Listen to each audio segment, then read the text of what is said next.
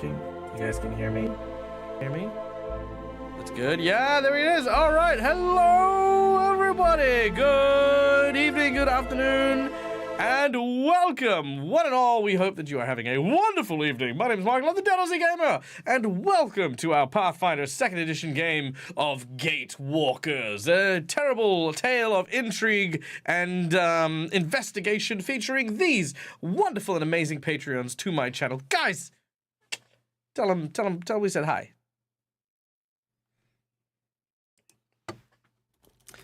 Yes, we do indeed, Vala, have all the tech goblins. Every tech goblin you could name, we have it right here at the Dead Aussie Gamer for no extra charge to you folks at home. You know, you can't get that kind of service anywhere else, you know. If you want a variety of tech goblins, if you know, are just sick of everyone who just mutes themselves, but you want to, like, see what it's like to constantly have to start late, have your entire system crash down, have your subscriptions randomly start ending because you forgot to renew them, then come on down to the Dead Aussie Gamer channel, because I guarantee you, I will fuck up more times than you will believe. There are ways to fuck this shit up. And still call myself a professional somehow. Anyway, for those of you who are wondering what the hell we're doing here, we are playing a tabletop role-playing game. A game in which I take on the role of the titular game master, the narrator of the story, the arbiter of the rules, and of course the person who plays all of the noteworthy NPCs, baddies, goodies, and everything in between. My players, these incredible people who serve as my Patreons, take on the roles of the avatars of the players, the characters who interact with the game story and the game world in order to achieve glory, honor, everything. I don't know. That's, yeah, I don't, everyone's got their goals. We're trying to figure it out. But yes, this is what we're doing. Before we kick off, guys, let's take a quick moment to thank all of the sponsors who help keep this show running and keep us afloat, starting with none other than Hero Forge for the wonderful art you can see on stream right now. All of these characters that you can see there are made using a robust 3D model making software that is just so much fun to play around with. Not only can you get these 3D models made into these awesome tokens for your VTTs, but also 3D printed for your use at home. Look at these really cool things. You can get them made in color plastic, premium plastic, 2D standees, or you can even purchase the STLs for your own use at home as well. What? There it is. So yes, go check out Hero Forge, today. Then, of course, we have Sirenscape for the wonderful mood music that we'll be hearing throughout the course of the game. Again, something that I forgot to renew the subscription on, but it's here, and this is the thing. So whether or not you need a baleful howl from a terrible beast,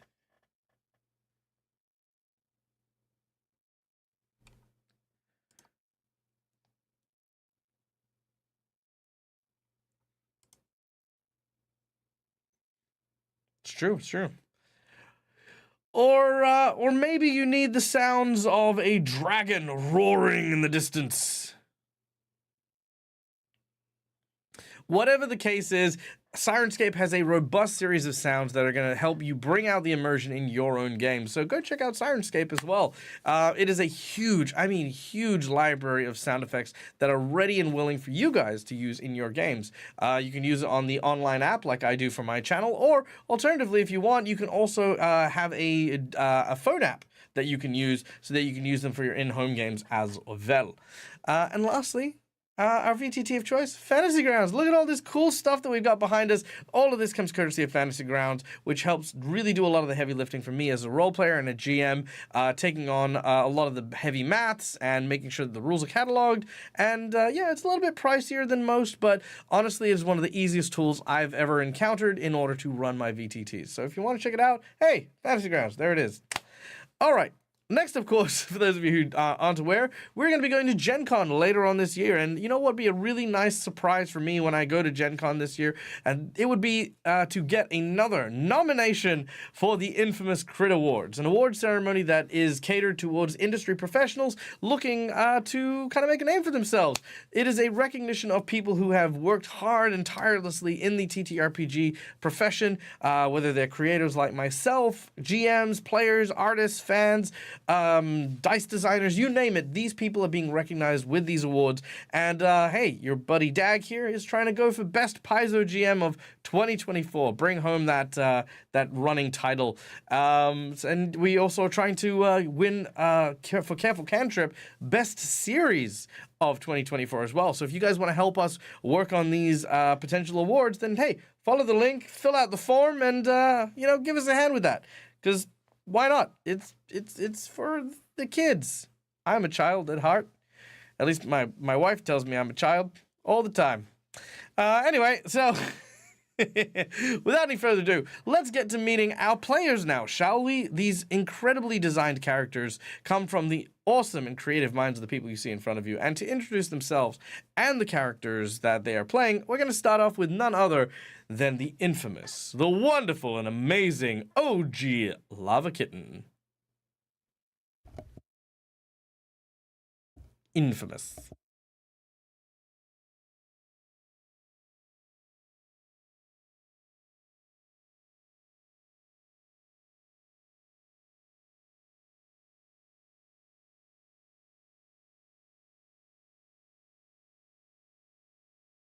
Beautiful, love it. Next up, playing the role of Bilrotar, the Dwarven Barbarian, is our dear friend Schoolie.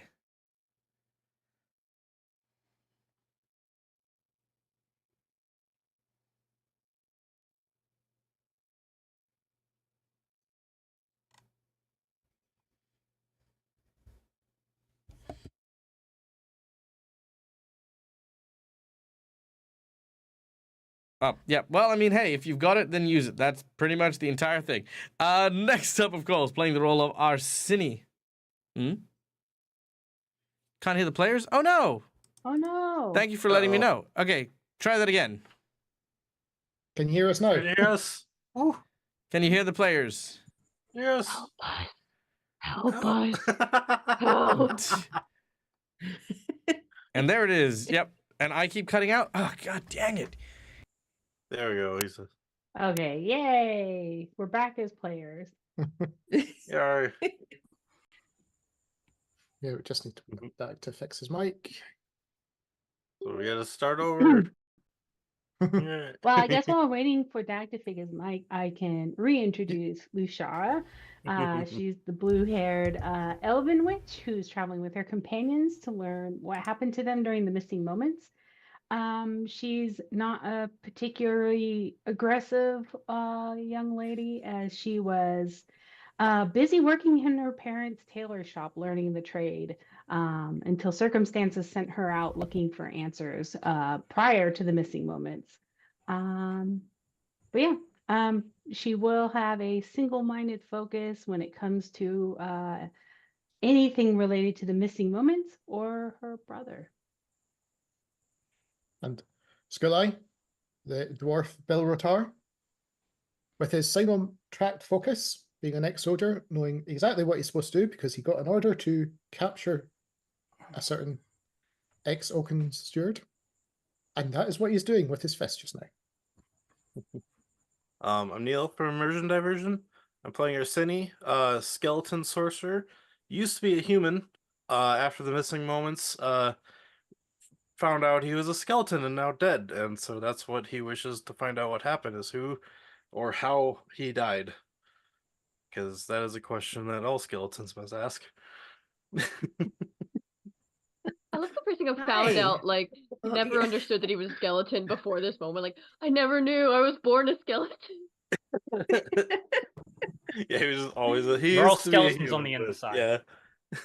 We are. Jen, go, Jen, go, Jen. Hello, I am Aelith. I came across this ragtag group of people as they were trying to save a unicorn. And now I have joined them to find answers and to just figure out who these people are. Yeah. So that's about it.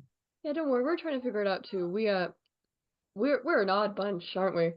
Hi, I'm Mac, and I am playing Viv. They are they're a young adventurous sort who is trying to navigate the world through the lens of stories and games, and is on a quest to try and find a dear friend that they've been missing since the, well, missing moment. Good evening for me, everyone. My character is Elink. I'm Nick, and Elink is a druid who's just really eager to join the Pathfinder Society. Love it. All right. Well, with this amazing group of characters, of course, we have a great story lined up for them. But before we do, we have one last person to introduce and welcome to, of course, our GM table. And that is, of course, you guys in the audience. Thank you guys for being here and being a part of the show. We love having you guys in the audience just as much as our players. And we invite you to come behind the GM screen in order to join us for this adventure as well.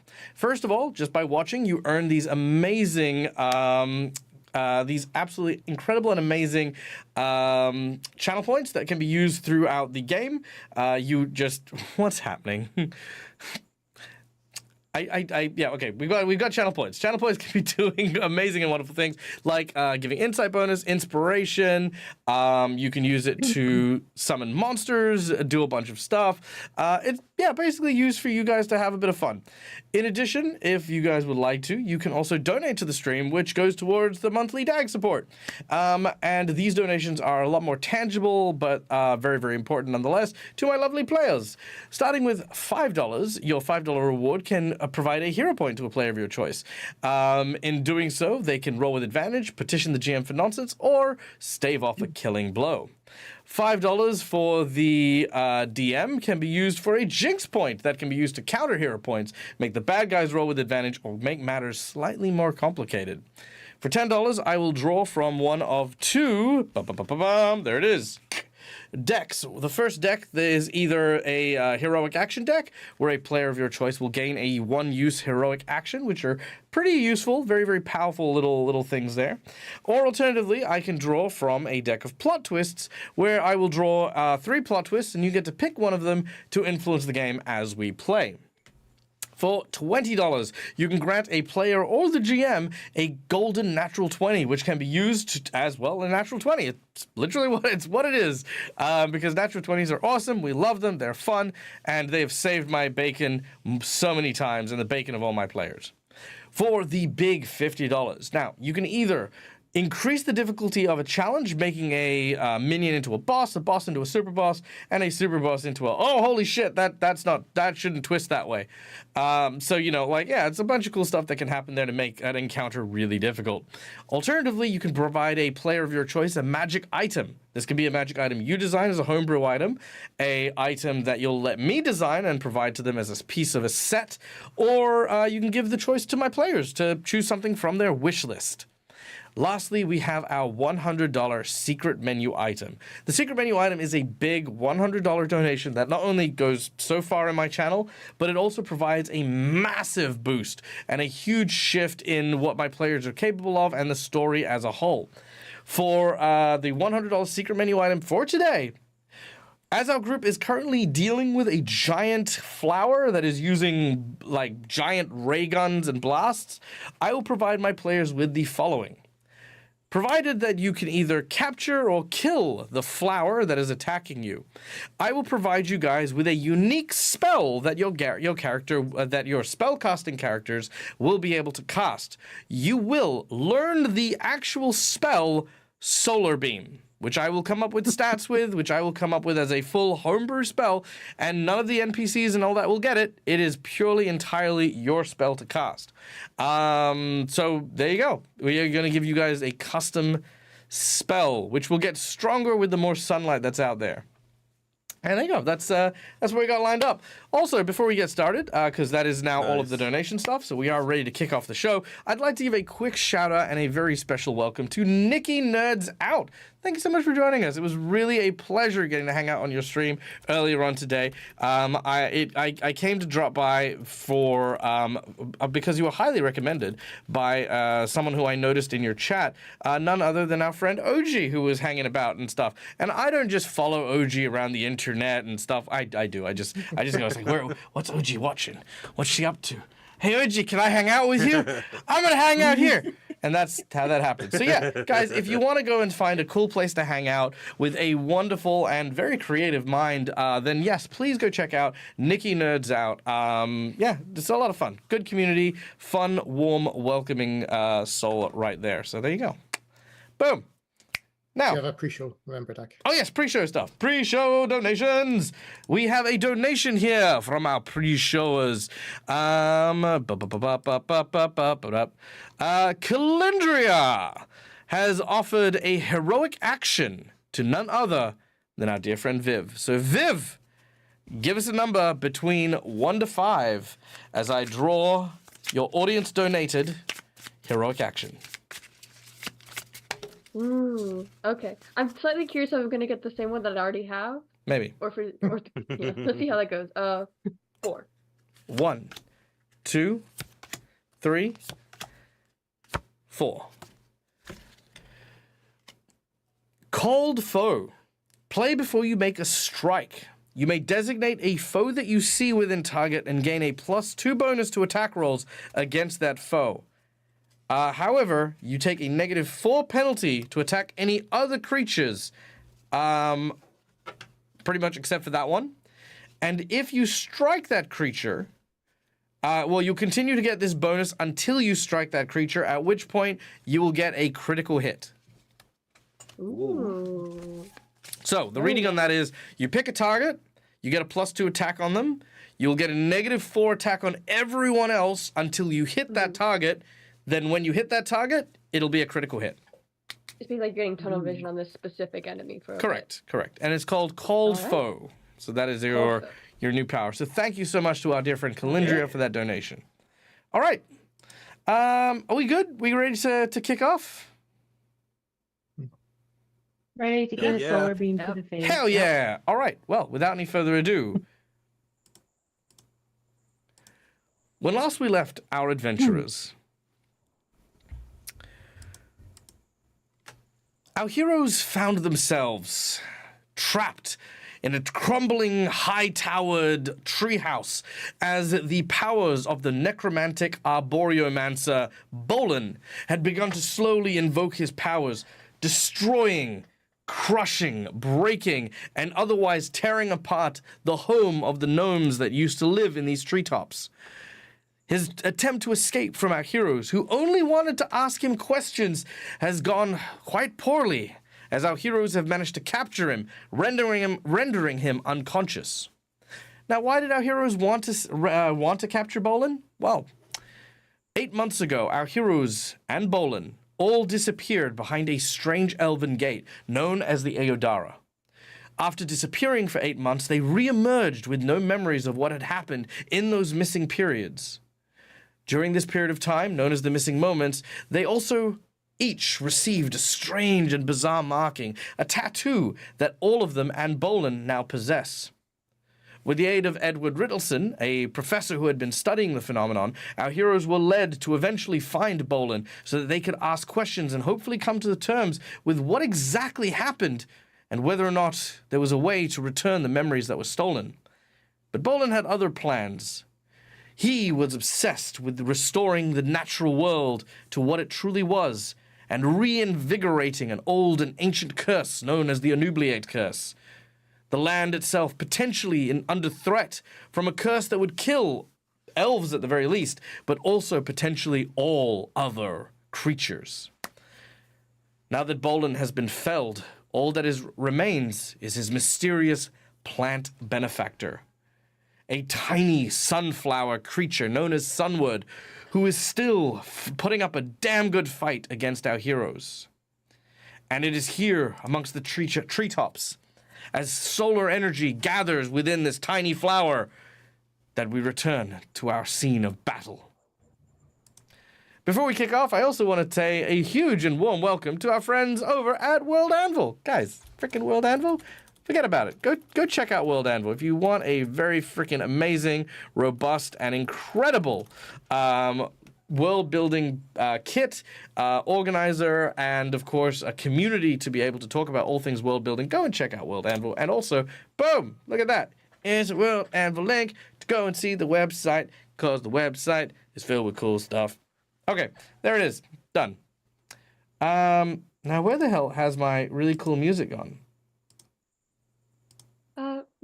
We can hear it, I think. You guys can hear it? Can Well, hear we- music. Can We you? can hear We're dead. music. It's not now. There was. Why can't I hear music? I'm, But stop now. yeah, there we I'm go. not hearing. Oh, Chad can't hear it. Can you hear that now? Yes. All right, I brilliant. can hear now. So, the battle continues.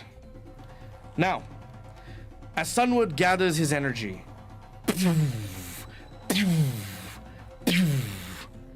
it continues to pull back in. You should have quit while you were ahead. After I destroy you, I will rebuild everything that Bolin tried. This curse will ensnare this woods. All will be destroyed except plant life. And no one will remember you for more than just the fertilizer you will remain as. Die!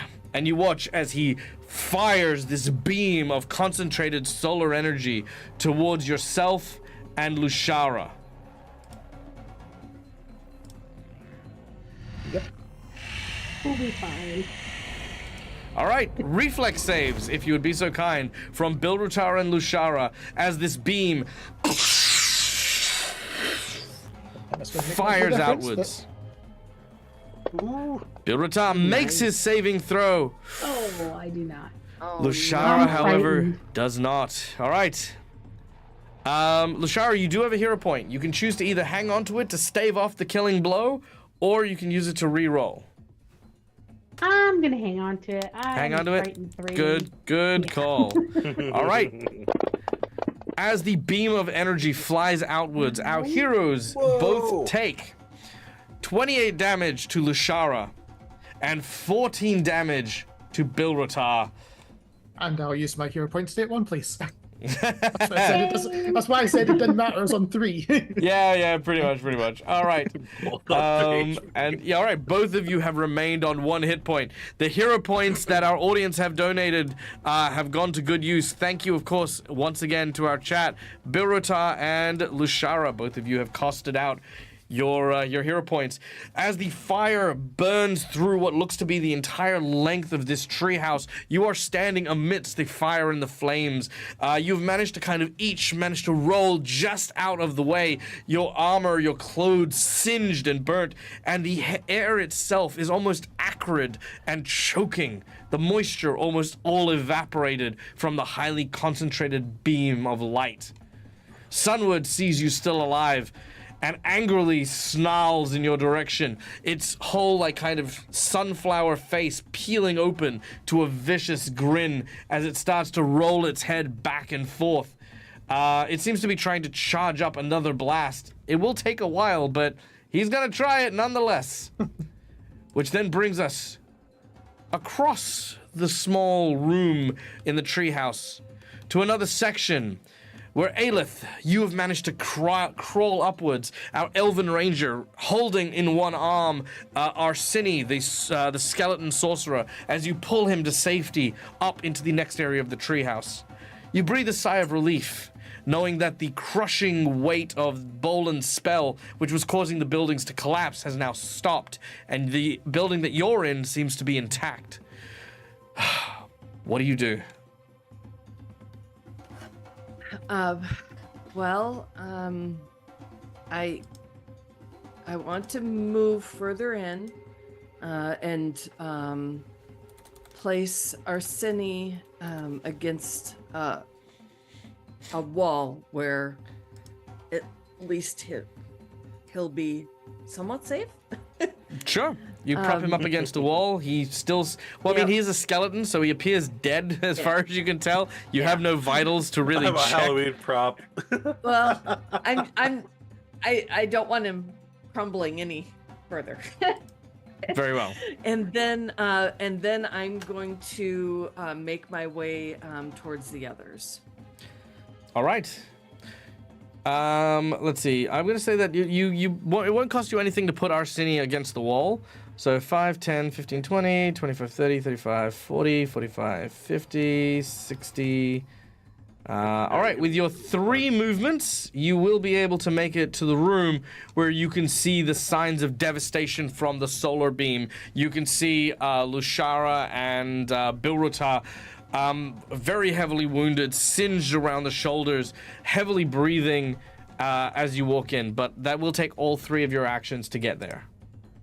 And that's fine. And is the map shared? Yes, allow me to do that momentarily. There you go. Perfect. Thank you. All right. After which, Lushara, we go to you.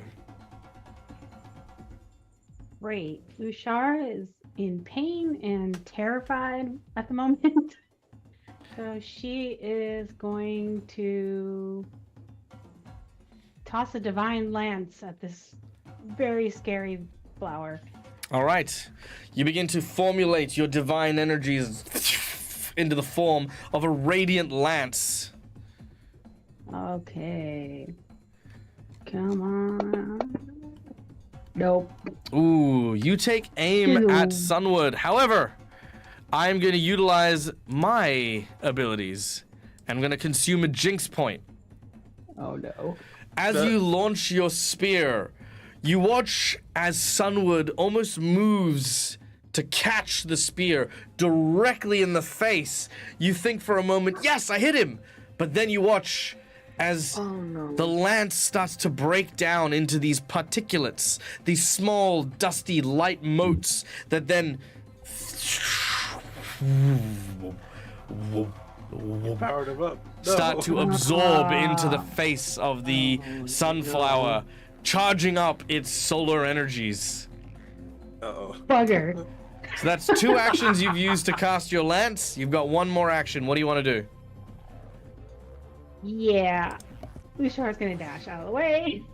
She's just gonna come hide over here. And that's her action. All right, you quickly duck for cover as you've made your attack. All right, next up. Let's see. I'm gonna say from below. Let me go to the first story here. Oh, that is the first story. Yeah. Dang. We went down. Yeah, you are down. You're Okay.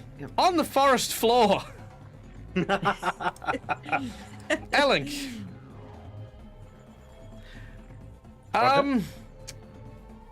You are being attacked by an eagle. Oh, Oh yes, forgot about that. outstanding. Our audience members have donated an eagle. You are currently fighting the eagle. I honestly couldn't think of a single thing for you to be doing right now because they destroyed most of the treehouse, hence all the red on my map. And so I was sitting there the whole time being like, But how do I introduce Elink again? And I sat there and I sat there and you know what? Freaking eagle. There you go.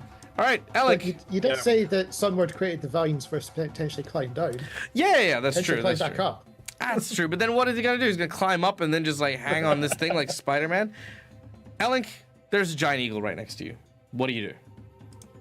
Okie dokie.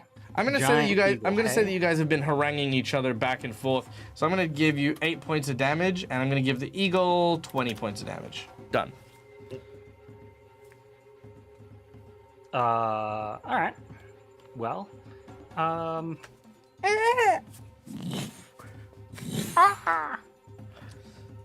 okay. It's hostile to me. Okay. So hostile to you. Can I like try and scare it, intimidate it? It is a giant eagle.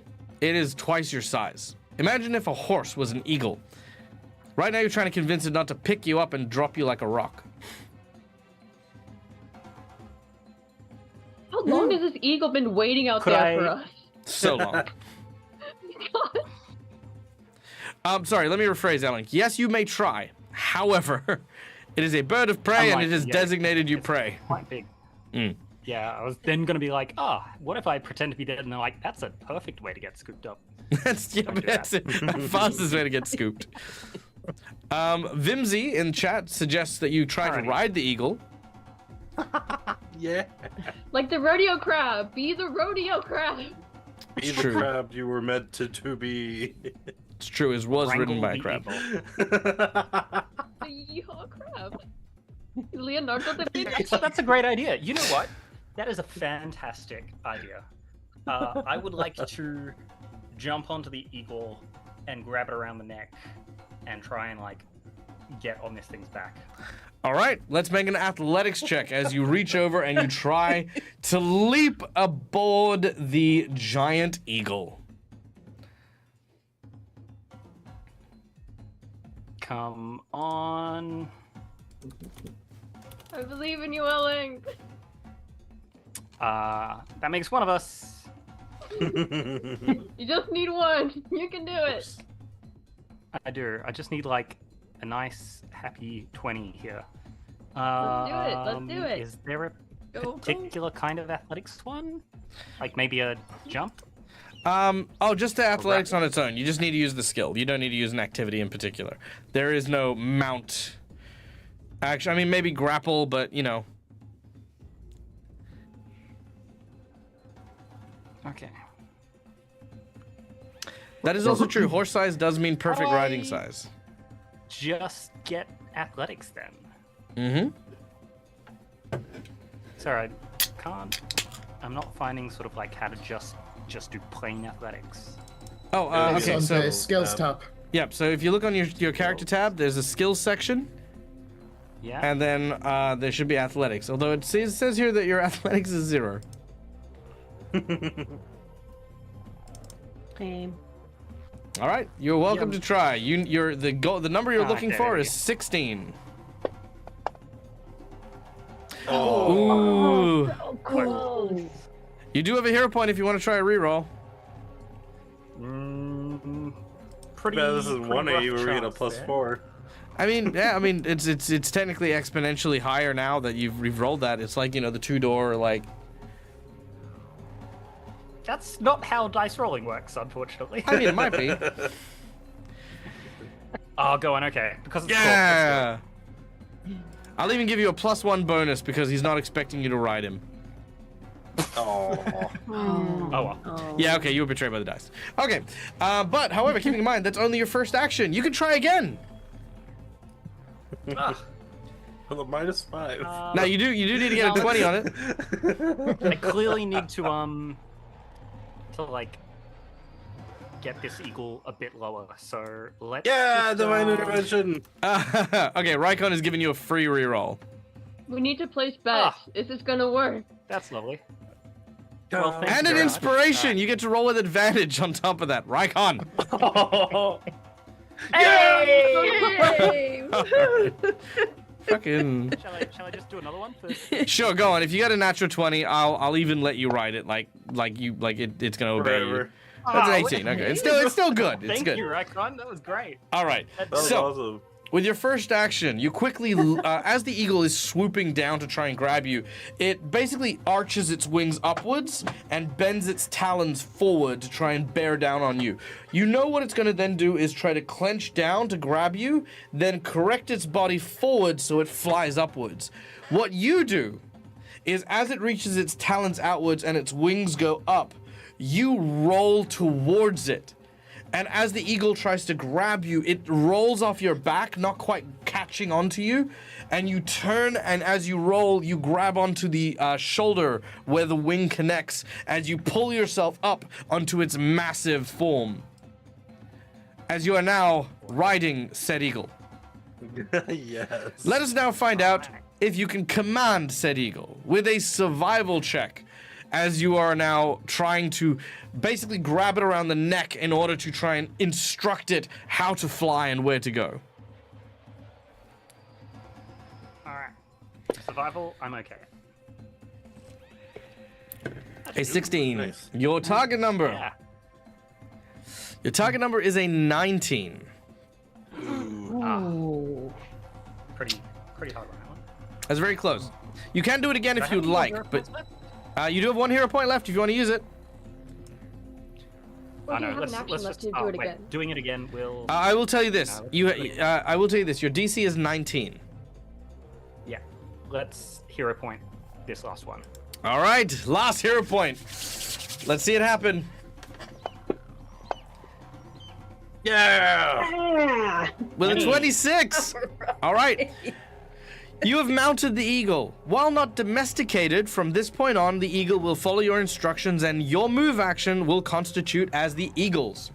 As a great eagle, its move speed is 60-foot fly speed. Wow. Nice. Nice. Outstanding. You have 1 last action. If you want to instruct the eagle to take you somewhere, you can pretty much get there.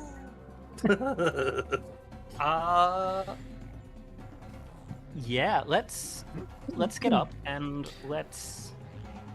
gosh, see if we can fly into the room where I know everyone is. All right. I'm going to say that you can fly around and you can kind of see through the windows where everyone happens to be. The eagle is a little too big to go indoors. That was its initial problem with why it couldn't make chase beforehand. However, it does pass you by what looks to be the door that Aelith and Lushara used in order to get into that area.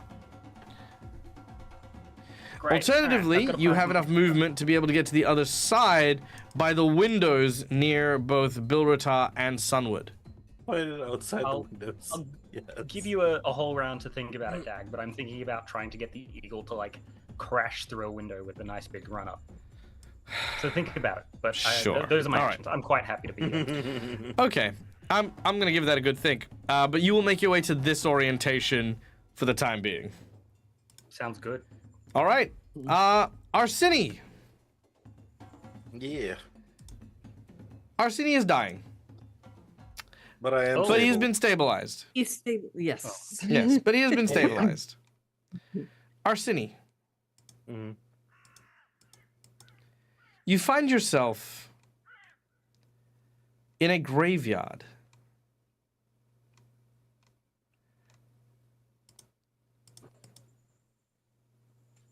Okay.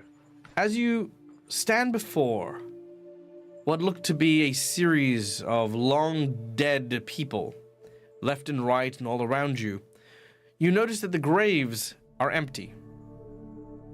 Ghostly figures seem to mourn over each grave. And as you look down, you can see that there is an empty plot in front of you. Before you is a grave bearing your name.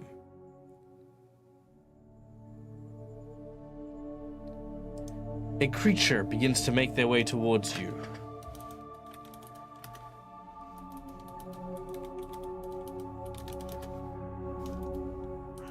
Ugh.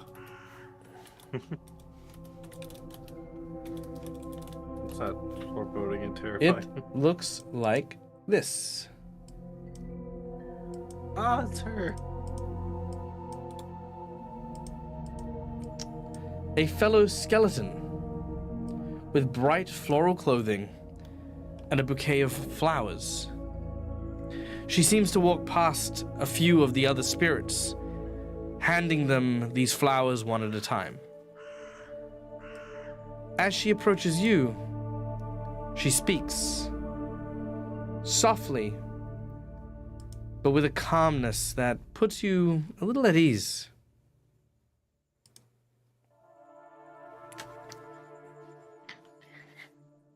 I haven't seen you before. What's your name? Hello there. I'm Arsini. Arsini. I am Korea. Are you also one of the lost? One of the lost? Yes. I mean, I guess. You're a spirit with no body. I mean, unless you consider a skeleton a body, but yes, I have no flesh. A skeleton. You're no skeleton, Arsini. I look at myself. As you gaze down at yourself, you are not a skeleton. You are a ghost. Oh. And you look Ugh. as you appeared in life before you became a skeleton. Whoa. Okay. Dark I guess you're necromantic energies have halted your progression into the boneyard. It is my duty to welcome those into the afterlife, to ensure that they understand the meaning of their passing. But you are caught between two places. You and the others here, that is. So many recently found themselves torn, dragged back to the world of mortals by strange powers that be. It upsets the Yes. grave mistress so. And I wish there was something I could do to offer more comfort than this. But please, take this. And she hands you a small flower. I take the flower. Something about it I wish- something about it does fill you with a warmth. Even without your body, you feel it to a degree.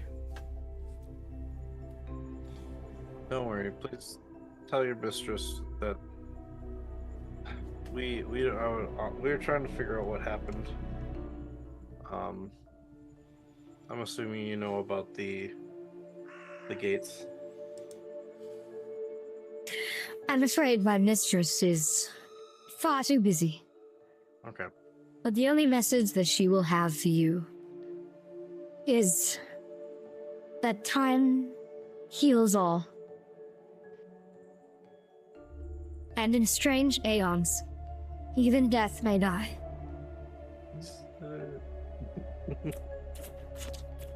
Goodbye, Arsini.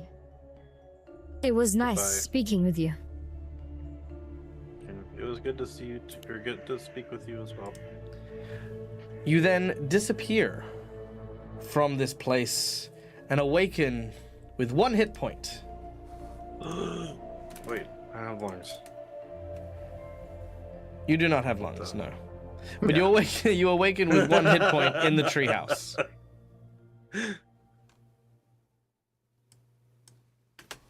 I just look around. You do not see anyone, but you hear the sounds of battle coming from not too far away. Okay. All right, but that is your turn.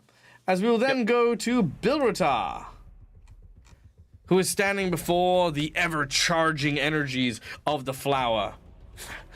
You're a lot tougher than I gave you credit for, but let's see if you can do it again. Right. So, order, I'm going to try and do this in. Mm-hmm. As Bill Rotar rails back, almost with a sneer, saying, I guess we're having salad for dinner tonight. So I start with intimidation. I'm a flower, not a vegetable. Roll and intimidate. Your target number is 17. Oh, Unfortunately, with a 13, he says, "I am not a vegetable, you idiot. I am a flower. Yeah. You do not use flowers in salads." You could. Sunflower seeds in the salad. Phew. Oh, yes, you. It's a sunflower. Oh, yes, you can. Everyone's like, wow. Yeah. Anyway, number 2 is Is this supposed to be like a smaller medium sunflower? Yes. It is. It is medium in the same way that dwarves are medium. Yeah. Okay. So the hand will go out to effectively grapple it by the stem, or as much of the stem as possible. Mm-hmm.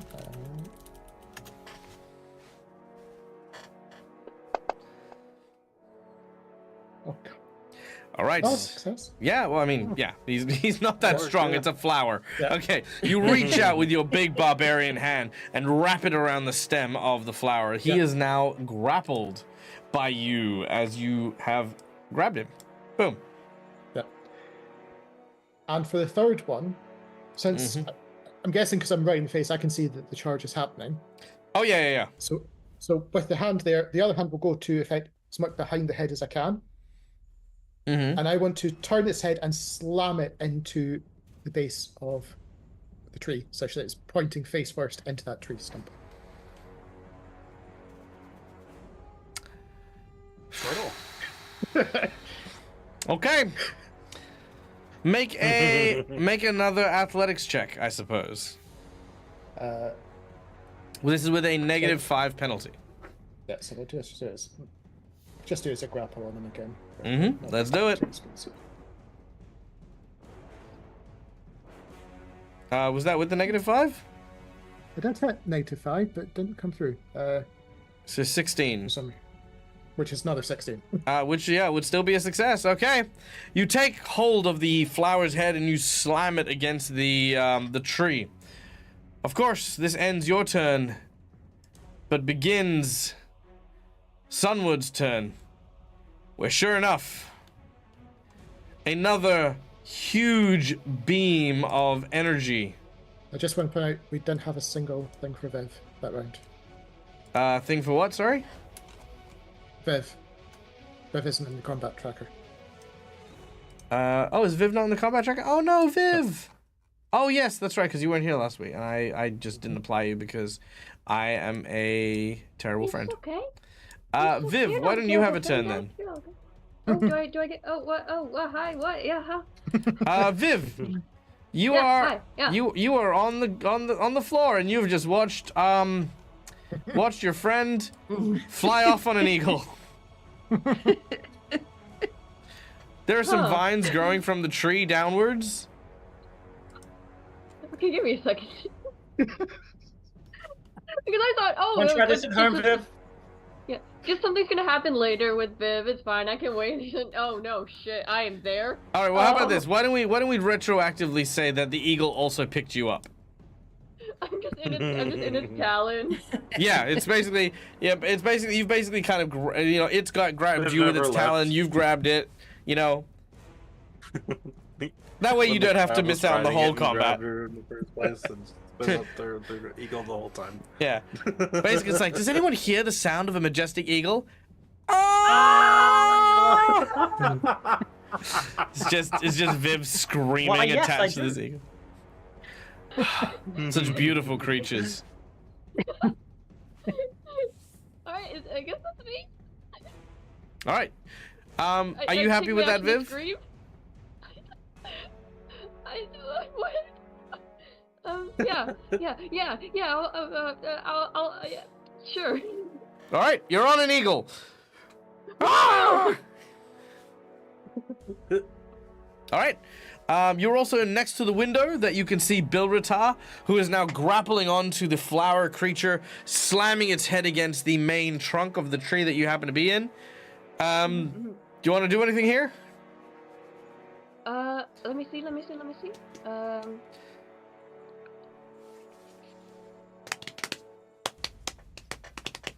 Could I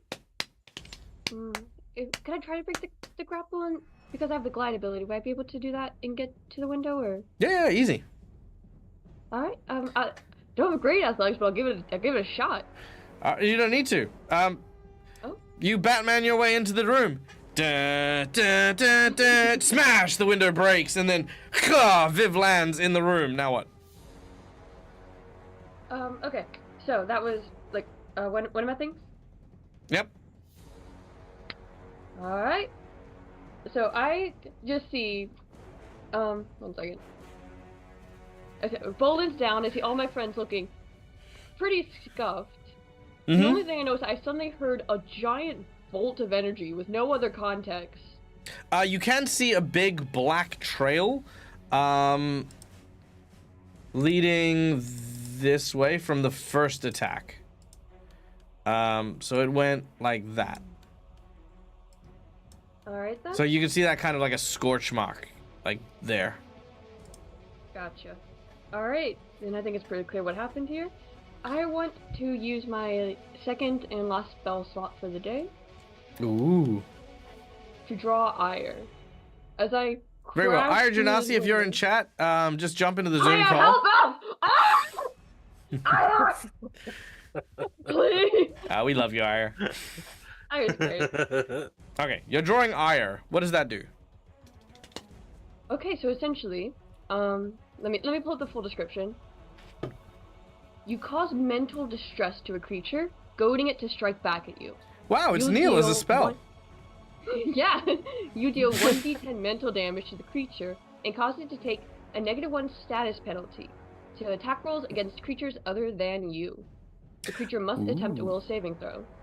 So, as Viv crashes through this window, sees their friends all kind of barely hanging on, and now the flower's just being choke slammed against a trunk of a tree. Mm-hmm. Oh, okay. So you're just too scared you had to get rid of us, huh? How's that going for you now? What? Oh, I'm sorry, I can't hear you. You seem to be a bit preoccupied. Is there an issue here? Is something wrong? You don't seem all smiley anymore. All right. Also, hey Steve, how you doing? Let's see. Okay, I'm gonna put on the combat tracker, get the will save going. All right, let's drop that will save on him. Let's go. So rude. All right. Freaking the disrespect. You come to me on the day of my granddaughter's wedding. Oh. All right, he takes half damage as he does make the saving throw for his will save. So he will take half d10. All right, drop it on him. I don't know. Will it automatically half it? It'll automatically half it, yeah. Sounds good. Fantasy Then grounds, check. doing all the hard work. Ba, ba, ba, ba, ba, ba.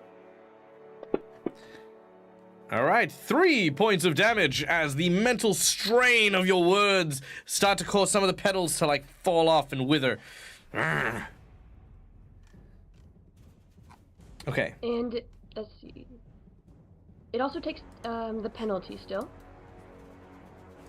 Mm-hmm. So Yep. it still has a -1 status penalty attacks against anyone but Viv. Very well.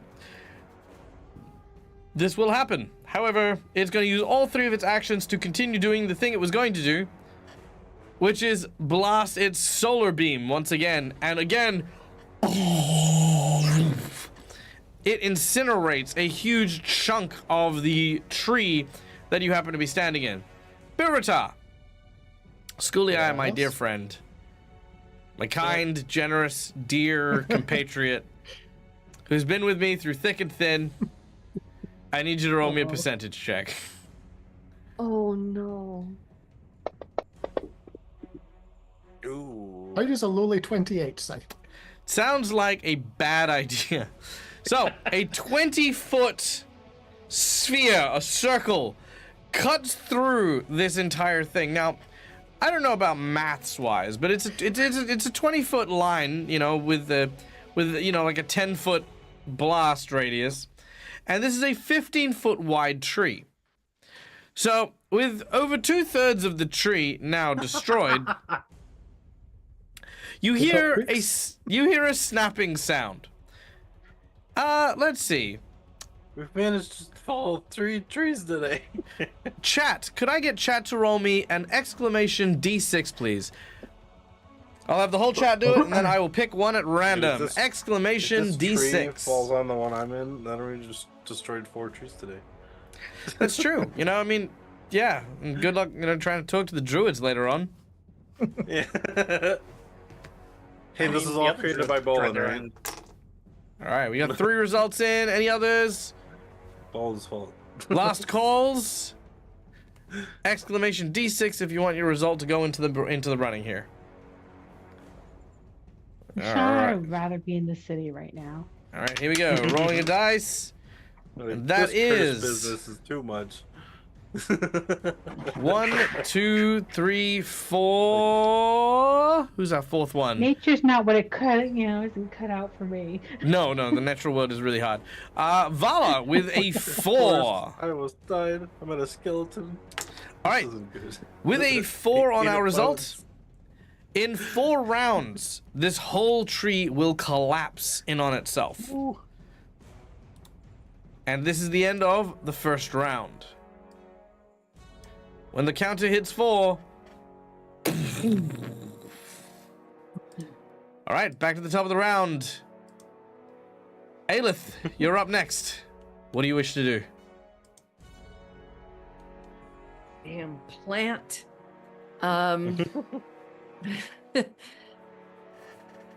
I'm gonna. All right. Can I get a clear enough shot? I'm gonna try and yeah, longbow. Just regular aim and shoot Catch the plant. at the plant. So here goes. And that's not good. That's not great. Do remember you do need to drop it onto them as well. But yes, an 11 will still miss. You do have 2 more attacks if you want to take them. Okay, I will do one more shot. Okay, let me do this correctly. Oh, I'm just missing wildly. Oh, your second shot does not do it. You do have one last one if you want to take it.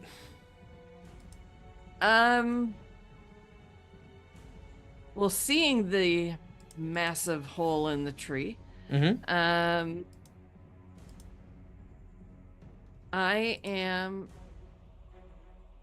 gonna start running back towards the other tree and yell at the others. I think we need to evacuate again. Let's head back. And so I'll go 5, 10, 15, 20, 25, 30. So, yep, I'm back in the other tree. All right. You turn and you make your way back to safety. Done. I love Aelith's survival instincts. They are right on the money, I feel. Hey, Christina, thank you so much for the gifted subs to our friends, bringing us to 75 subs for the channel. You bloody legend, you. Mwah.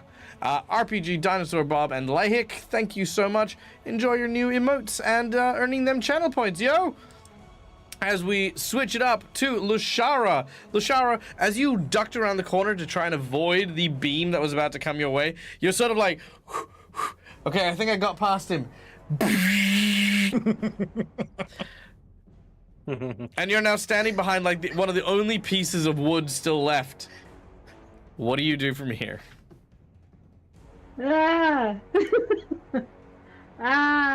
Okay, so she just heard Aelith yell, we gotta get out of this tree. So she's going to...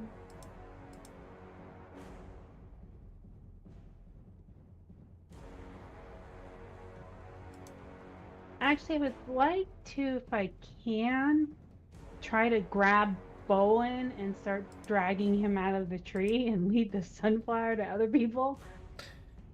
Sure. How would you like to get him out of the tree?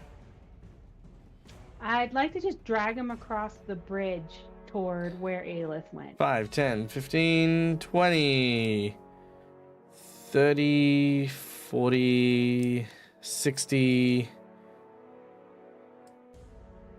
70, 80, 90. So you'd probably be able to make it to here with all 3 of your actions if you were dragging Bolin away. Sounds great. I have 1 HP. All right. All right, you rush over and you scoop him up. You kind of drag him over your shoulder, and then you begin to drag him out and onto the bridge. The bridge is unstable because obviously the whole thing is swaying back and forth, but you're moving at a reasonable pace that it is not causing you any problems. But that is where you're at. Meanwhile, atop an eagle. A statement I didn't think I'd be readily saying today, but here we frickin' are. Here we are again. Elink. Happy MD. All right. So my plan is I'm going to try and do a loop, and then get the eagle to do sort of like a spinning dive with its wings, sort of straight back into the room. So through one of these windows, if we can. Okay, I need you to finish that thought. And then I'm going to ideally turn into a horse and pick up Liv or Viv, or get like Viv to jump on my back. That's the plan. So to clarify, you are at speed, having an eagle fly through a window half their size, and once at speed, you break through said window, then transform yourself into a large horse, traveling at the same velocity in which you were currently entering the room, and then targeting your small childlike spellcaster in hopes of scooping them up For to clarity, escape. Oh boy, Is kid! it just that the eagle's wingspan is really big, or its body is like bigger than these? Oh, no, windows? it can do this. It can do this. But, you know, again, it is going to, in order to break through, has to condense itself and turn itself into a bullet to fly through. It's, I mean, if you've actually seen, it's really, really fascinating, actually. If you watch YouTube videos of eagles doing this, they can actually go through very tiny spaces. This isn't the problem. The problem arises in the fact that each round is 6 seconds. And we are going from this maneuver into transforming into a horse. I'm going to allow this. I think this sounds fucking amazing. But I'm going to point out that there is a big margin for error here. And I'm all about it. You ready for this? You can Also, only Elink- try. We can only try. Also, Elink- I love that freaking attitude. All right. Uh-huh. Elink. I just want to, Yeah, I go just want to say, apropos of nothing, this changes nothing. There's already a smashed-in window. Are you choosing to use that window, or are you choosing another window to smash? Oh, have I flown past the smashed-in window? If I have, then I could use the There smashed is. window. If I don't know yeah, it exists, you're- then you're- don't worry about it. Yeah, I mean, it's still the same window. Oh, this It's one? another entirely different window. To No, smash it's still the Breaks same. It's through still, one window, jumps out a different broke. yeah, it's still the breaks same through window. It's still Okay, it, okay, yeah, okay. it's still flying to try and get through there. Crash. Oh, gotcha. Crash. Okay. Yeah. Yeah, like, I'm happy to go for the same window. All right, let's do it. I need a acrobatics check. This is with the eagle stats, so just roll a d20 plus 11, please. Okay, I have a plus nothing to my acrobatics. I'll just, like, roll that into there. Let's do it. And then plus 11. Plus 11. So 16. that's 16. All right. I'm happy to say that 16 is enough. So the eagle flies through that window majestically. And you, as you are kind of on top of it, kind of get ruffled backwards and sort of roll off the back of this eagle as it, you know, sort of like flies into the room and then immediately up vertically following the tree so that it doesn't crash into it, right? That is the eagle. Nice big hole. Well done. Nice big hole in the trunk. You can just go straight through. Oh, yeah, actually, that's true. And you know what? Yeah, the eagle will go straight through. I like that. There you go. The eagle goes straight Well through this done, nice Eagle. big hole. Now, Alec, you can also make me an acrobatics check as well, please. All right, here's Elink's acrobatics. Come on, Elink needs a new 20. Oh, that's not great. Okay, an 11 is not great. And you don't have any hero points. Above average. So I'm going to have Viv make me a reflex save. Oh no. Oh no. Oh no. Come on, Viv, you got this. Go, Viv. All right, Viv. You somehow miraculously managed to get out of the way. As suddenly, a horse crashes into the room, and you hear this as it smashes against the bits of debris and the building, and there's these kicking feet. And Elink, Oh, you no. take 15 points of damage. I might be however, on 1 or 2. no, I think that might have knocked you onto 0. Hold on. I think you do get some temporary hit points when you transform. Is that correct? Animal form. Let me just double check here. Animal form. Yes, you get 5 temporary hit points. So 5 you're temporary good. hit points. Yeah. So with your 5 temporary hit points and 10 points of damage, you have 4 hit points remaining. Roger.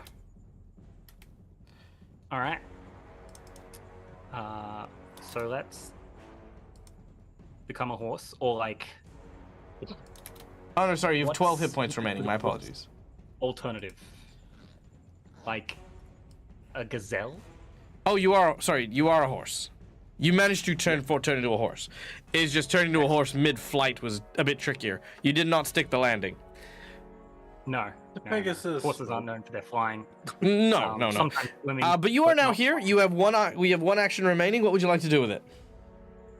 I think it takes me 2 actions to turn into an animal. Oh, does it? It looks like it does. All right. Well, in which case, one action will enter you into the room. The second action will, second and third action will transform you. As Arsini, you have regained your consciousness. All right. So I'm technically like leaning up against the wall. So would it be an action to stand up?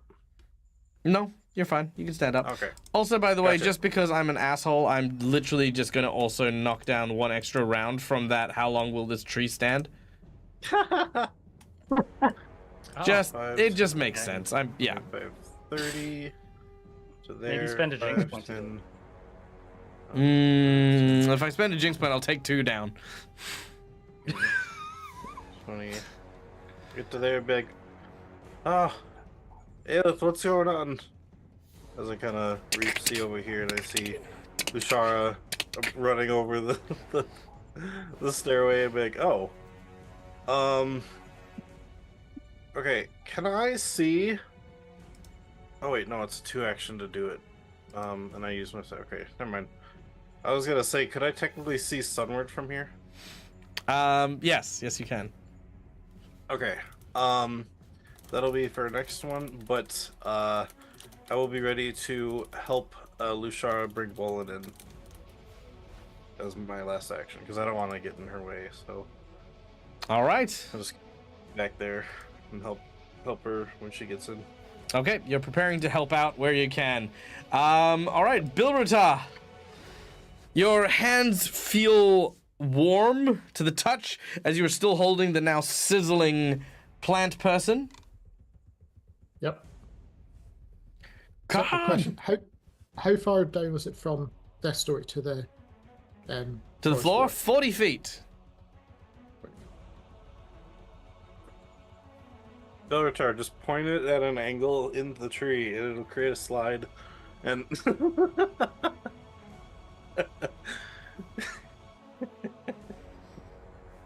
No. another beat. All right, what do you do, Bilruta? Billitar likes eating things, so I'm guessing that's what's next. Thinking about it. I think a plant can survive a fall. Oh wait, no, those Lushies didn't. So The other Lushies didn't. that's all right. So I'm maybe it'll guessing, work considering on you this said one. the wall was that top bit, it's.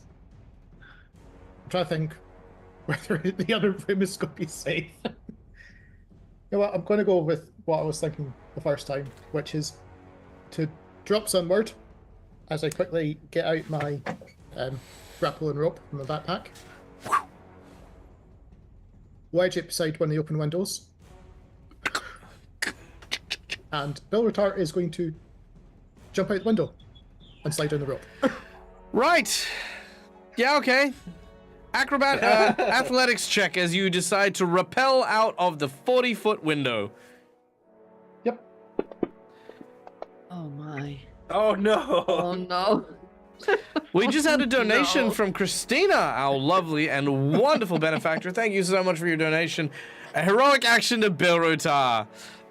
Well, I will give Christina an option, Wait. though. Bilruta has just failed his check. If you want to, you can give him 2 hero points, or you can give him the heroic action. I'm gonna give you. heroic action. I'll do some good for him. I mean, the heroic action Yes. might be good. I mean, who knows? But you know, Yeah. just wanted to give that because Bilruta is about to take a 40-foot plunge. Hero point. All right. Do you want to give Bilruta both hero points or just one? You let me know. Either way, Bilruta, do you want to use your hero point? Something says yes. You sure? Yeah. Okay. Just a little bit. Sure. To survive the fall to the ground. OG gets one and Oh. Bilruta gets one. All right, OG. There's your hero point, and I've already used Bilruta's one. I Boom. used it to hit the ground. It's also true, Racon. All right, with a 13. Thankfully, however, with the correction, Oh. you kind of jump out the window and your leg clips the windowsill. You tumble over and kind of find yourself suddenly loose from the rope and you fall. But thankfully, when you hit the windowsill, your leg snagged the rope and you managed to stop yourself from falling the full distance before you turn around and quickly grab onto it. You can start lowering yourself down, but that is what you do. As we then turn... Oh, sorry, did you have something else you wanted to do? No, I'm just going down now. Yep, beautiful. Viv, you're up next. You're there. There's a horse. There wasn't a horse there a second ago. There was not a horse there a second ago. No, but now there is a horse. Are This we is a- sure? Are Yep. we sure it's a horse? You Yeah, poke are we it, sure? you stroke its big wet boop. It is definitely a horse. You weren't sure for a second, but that's a horse if ever you've seen one. All right. Is Flower Guy still alive? Yeah, he is. He's really pissed off.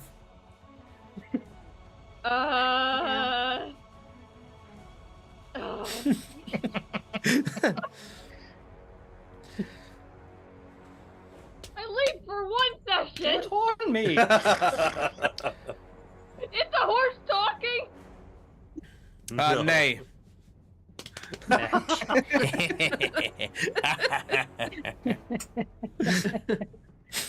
Okay. Yep. Okay. All right. Let's. Okay. Yeah. This is. All right. Okay. Let's see. Where is that one? Where is that one? Okay. So how long would it take me to mount the horse? I guess. Like Because an if you should action see a around. horse- Presuming yeah. Elink isn't gonna like kick you off, just a single action. No, gosh. Okay then. Viv is easily one of my favorite party members. Aww. Aw. Yeah, you die last. Okay. So. Say that. This is Viv's villain origin story. Yeah.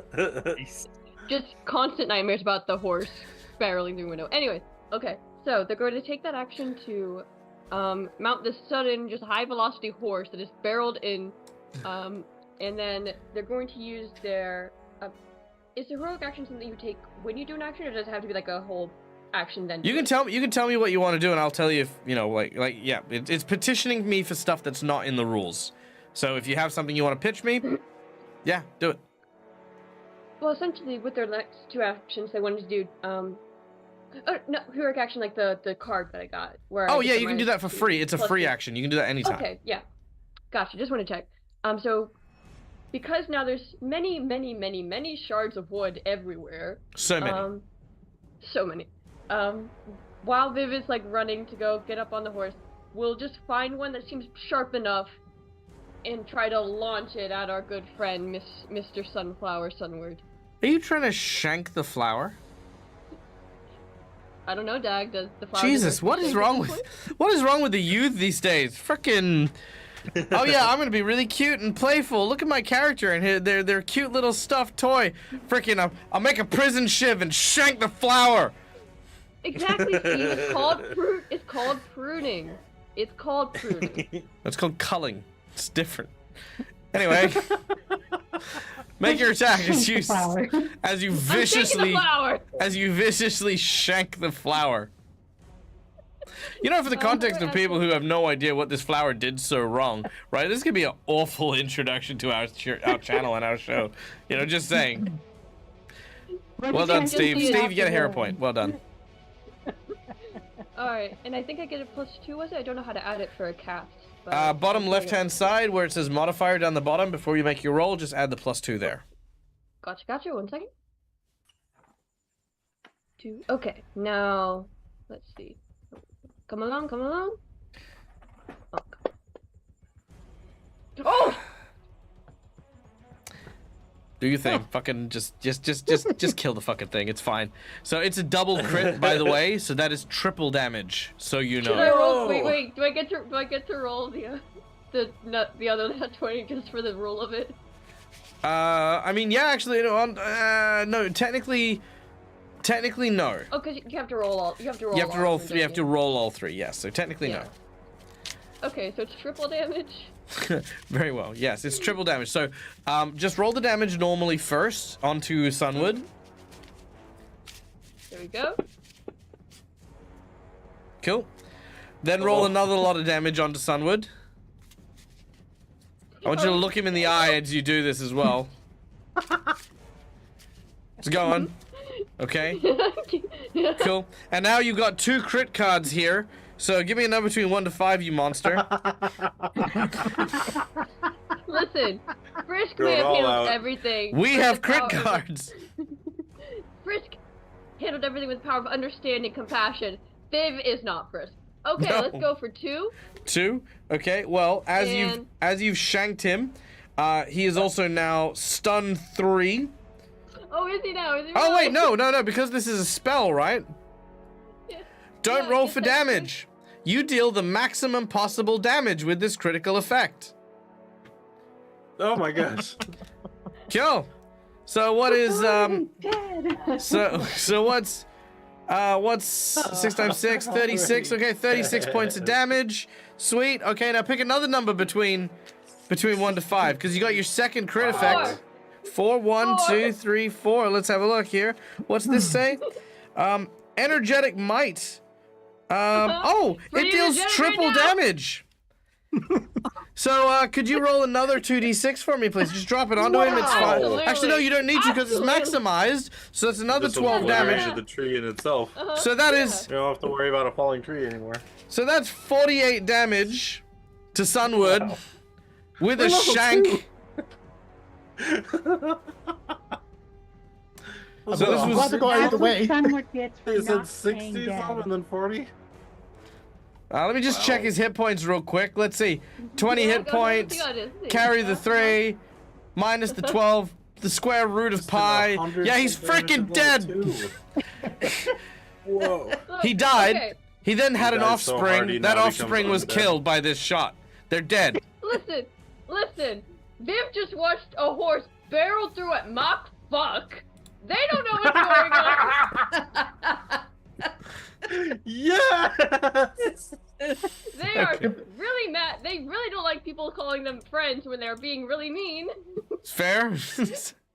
It's fair, I guess. And you just saw Bill Barrel jump through the out a window window and knock away from this thing. By the way, I'm also super impressed. That was a very impressive shot. The fact that it got not only the massive crits, but also then maximized all of them. Jesus Christ, that was a good hit. Okay, so for There 48 no points of damage, the Sunward creature left. is now Nothing very dead.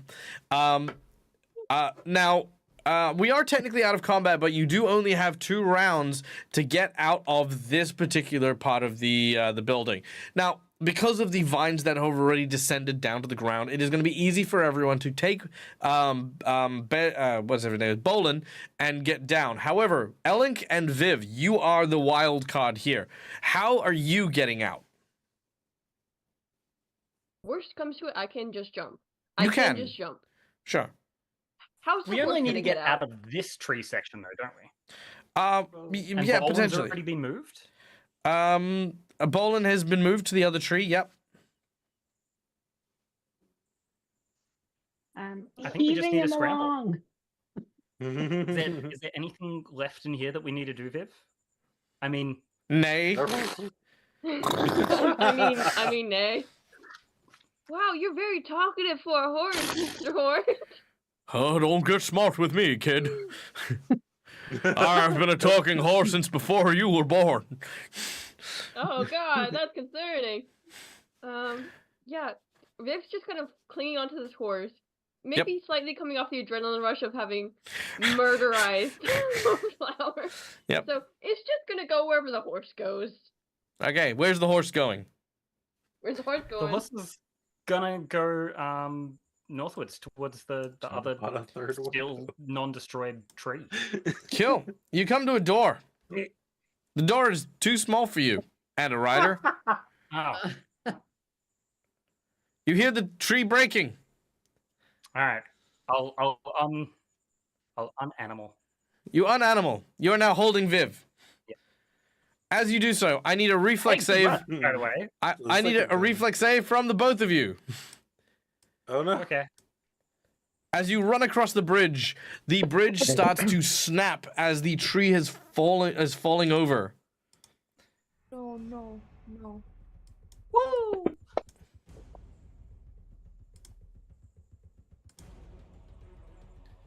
All right. The two of you run, left foot one foot in front of the other, as the plates begin to fall behind you. You can see all of your allies on the other side as the bridge is now descending. You watch as the lip of the actual door to the other treehouse slowly begins to rise as you make your way across the bridge. You take a last daring and final leap. I need an athletics check from the two of you. Oh, this check again.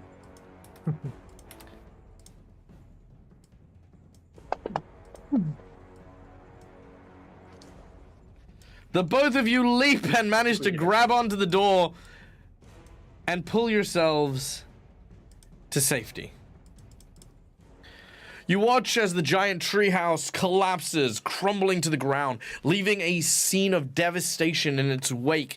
As now all the trees, but the one that you are in, now collapse like dominoes, causing areas of this forest to suddenly crash one into the other, creating what is now a new, somewhat clearing with very, very large destroyed building pieces, massive broken down logs, and the sign of just the absolute carnage that was once the home of these gnomes in its wake. Fast forwarding a little bit, because we only have about half an hour left in the episode today, you will, however, take some time to catch your breath, regroup, and confer with each other on what had occurred. You managed to tie up Bolin before he's awakened, and managed to heal at least a little bit before having to speak with him. You know that spellcasters need verbal and somatic components, so you've tied his hands behind his back and placed him on the ground around you after securing your safety here. The eagle, no longer bearing any kind of major grudge, bids you farewell in the form of just sort of flapping and screeching, and flies away. And now we come Goodbye, to the friend. juicy... What was that? Goodbye, friend. And now we come to the juicy part. Our heroes awaken. Oh, sorry, not our heroes. Our Bolin awakens with a ringing in his jaw from where Bilrotar had clocked him square in the face.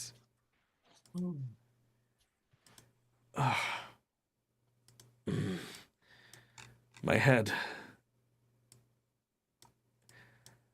He looks around and notices the destruction.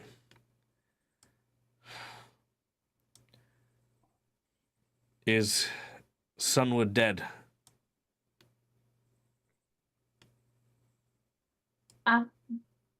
Yes. Sorry. There is nothing to be sorry for. All creatures in nature fight for their survival. You are either strong or you are food. It is just unfortunate. Our plan will not come to fruition. And the environment, the natural world, will continue to fall victim to the city and those that would claim its civilization belong in the places of the wildlands.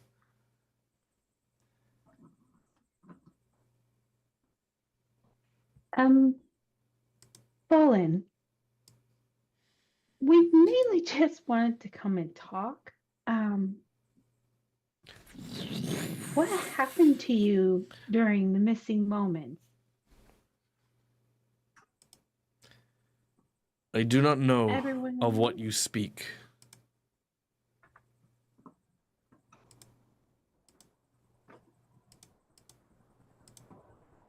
As in, you guys haven't. He has never heard the term the missing moments. Okay. Oh,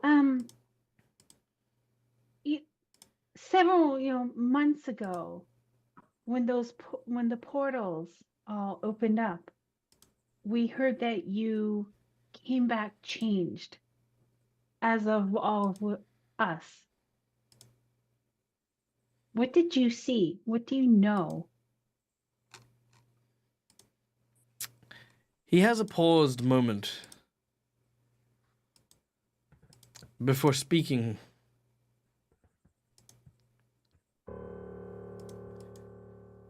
I do not recall much. I was on patrol, traveling with the other oak stewards. Many times before, I had warned them, urged them from allowing outsiders to come to the city amidst, well, a recent invasion, should we say. Razmirans from the north tried to breach the forests. We managed to repel them, but they refused to do anything about enhancing our defenses. I was angry. I knew that if we left things be, it would only be a matter of time before everything unwound. And that is when I saw them. The gates, the Eudara, beyond which I saw a natural, verdant world, so lush and green and vibrant. I knew that this was a vision from the gods themselves of what the world could be. I just needed to reach out and grasp it with my own hands.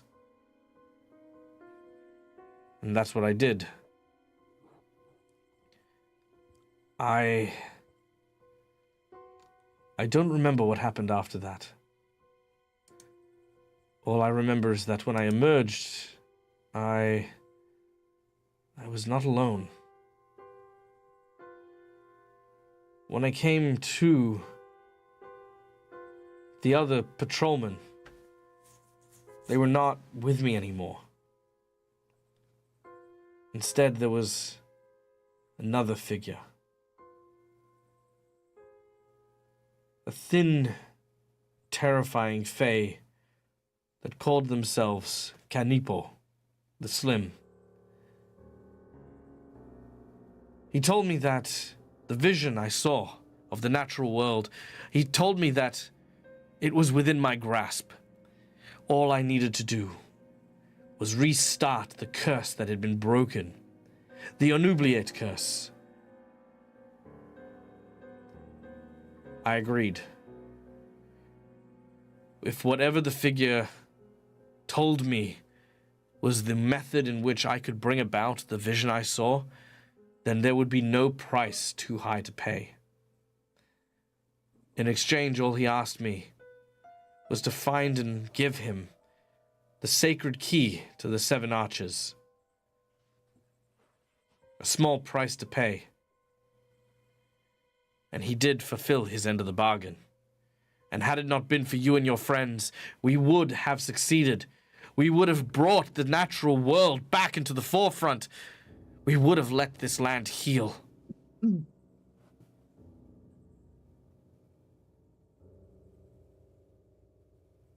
This Fae, did you give him the key?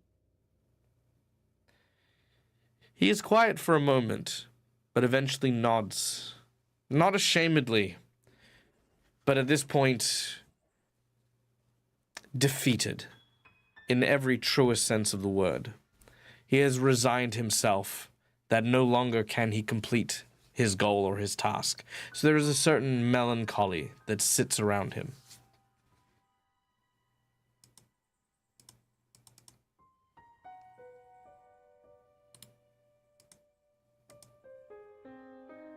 Olin, do you know where this Fae is now?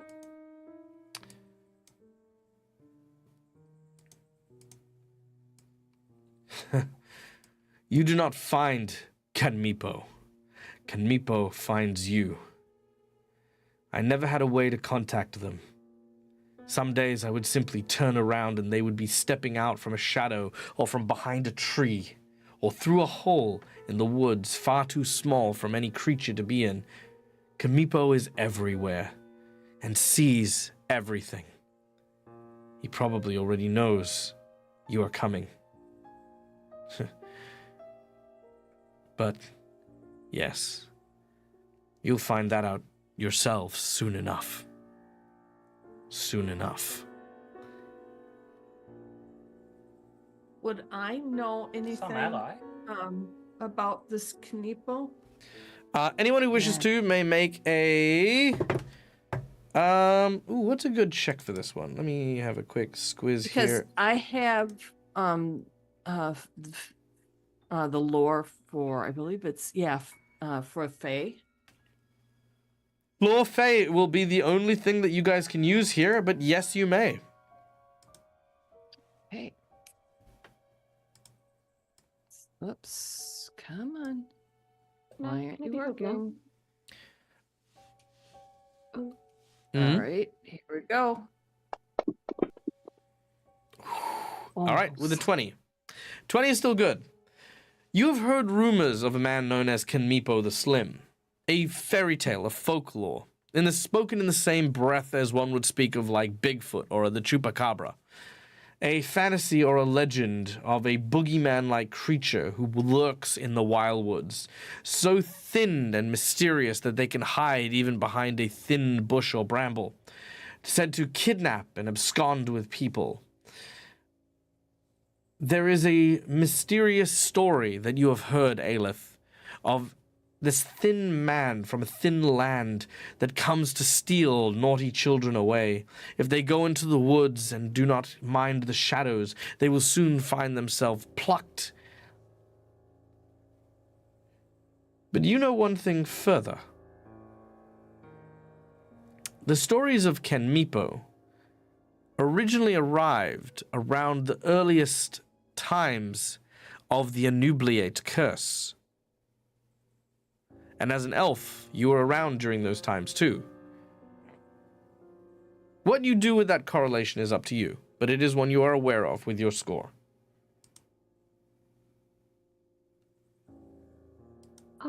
Mr. Bolden? I think Bolin would be just fine. Okay. We had some friends, well, your friends sent us here because they were worried about you. And I know you Sorry, go on. I know you're upset at them right now, but they are worried for you. Ooh, make a diplomacy check.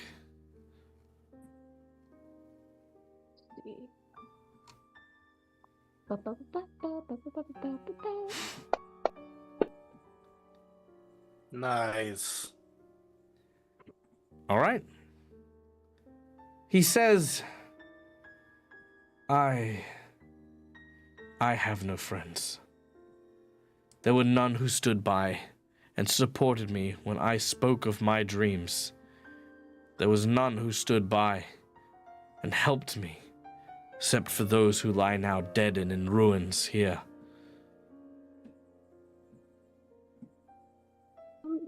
Well, your dream seems interesting. I don't know if I can support it fully because it seems pretty neat being alive, but I think you have a good point that it should be protected, but maybe we can find a way to work together? Instead of having one or the other, it can be both.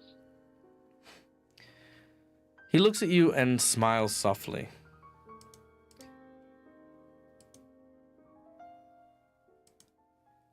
He says,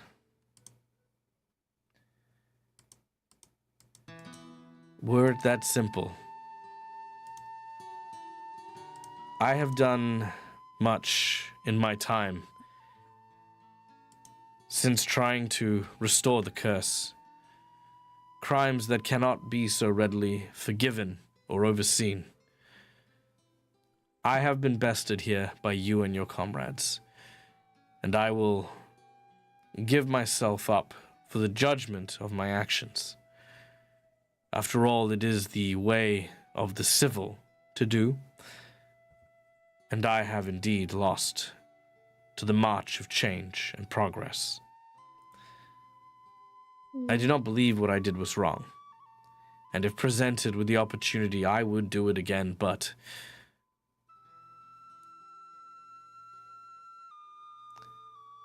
It is a nice dream.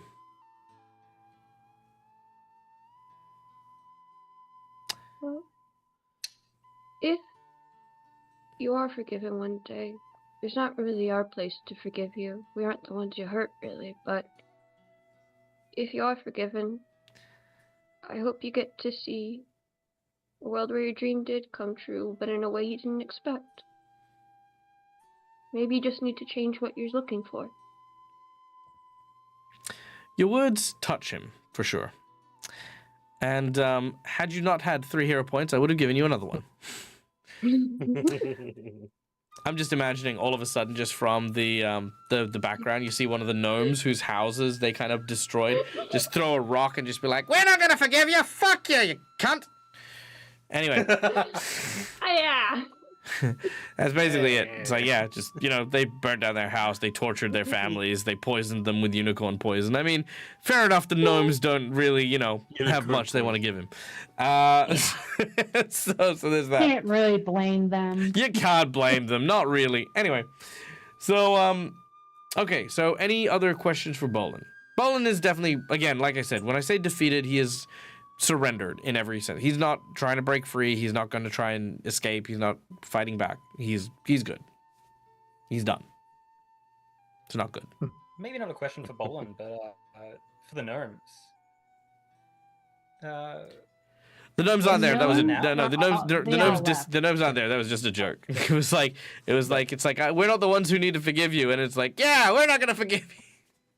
It's fine. They actually very sadly they actually disappeared into the woods. We don't know where they are. It's very sad.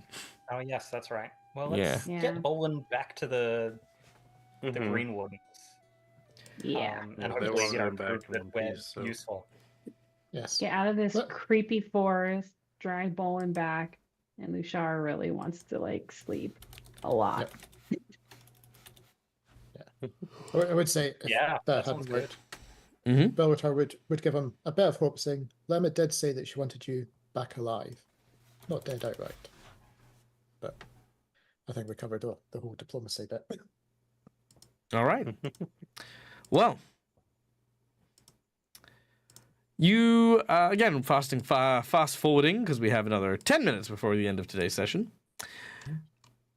Our heroes travel back along the pathways towards Seven Oaks. The forest stretching out and around. Though you are out of danger, you can't help but feel that the eyes in the darkness continue to watch over you, continue to gaze at you from beyond the shadows. Eventually you come to the edges of the city, where you are welcomed by the gods, who see you with Bolin in tow. They escort you by a small force towards the center of town, where waiting for you is, of course, none other than Lemma.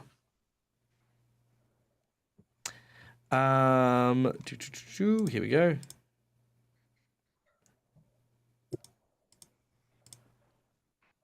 When we do get back to town, I do put the one hat back on because I don't want to alert any of the townsfolk. So Why is this so dramatic? because our city just put the hat on. Oh, no, just kidding. No. Oh, it's because that's from Curse of Strahd. That's why. Ha! That'd do it. Oh boy. No. I just need some nice everyday regular music, please. Thank you. Neil, did we not learn to stop walking into the mist? Why do we do it again, Neil? You just keep doing it. Keep doing it. Because it's fun. All right. Yeah, this'll do. Make I it like- fun for the GM too, right? Okay. Activate all the traps and So. purpose. Arriving back in town, you are brought before Lemma Feldthan. She is, of course, one of the wardens who instructed you to go and retrieve Bolin. Well, needless to say, Bolin, You've made quite a mess of everything, haven't you? Do you have anything to say for yourself after all you've done? What I did for our beliefs. I did because I believed it was the right thing to do. That will not change. I know, my friend. Take him away to the dungeons. The council will want to pass judgment on him once they're good and ready. He has much to answer for. And of course, you lot have a lot to be rewarded for. First, allow me to provide you with some healing. You all look a little out of sorts, though unfortunately your skeleton friend, I am not entirely sure about methods in which to restore your kind, but I'm sure that if the resources were available, they are at your disposal. I will bring up to her that we did find a oil at Bolin's place that seemed to work. I don't know if they have any here, but because it does seem like something that's just not on hand or anywhere. But the oil of unlife seems to work on. If you can use it, oil of unlife, we don't really have too much of that. But I'm sure if you ask some of the apothecaries around town, you'll be able to find something. Okay, thank you. You inform Lemma roughly of all the stuff that Bolin told you about and stuff, and she'll begin by saying, the news about the Shadewither key is troubling to say the least. It is an important artifact that is used to control the Adara. It was built by the elves that made the gates in the first place, and without it, well, who knows what could be done with it. As for this Kaneepo fella, there have been rumors for some time of an eerie, slender figure roaming the wildwoods. Thousands of folk tales revolve around the River Kingdoms. Most of them seems to be nothing more than the product of over-imaginative minstrels and farmers afraid of the dark. But if Bolin said this, he's got no reason to lie to you. Not about this sort of thing. I know that we've put much on you already, and you've come through and true, that's for sure. But I don't suppose that I could procure your services a little further.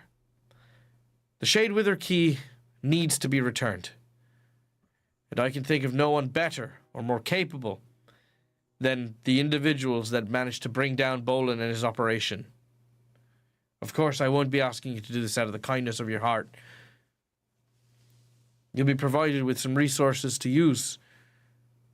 And of course, the grateful thanks of the people of Sevenarches.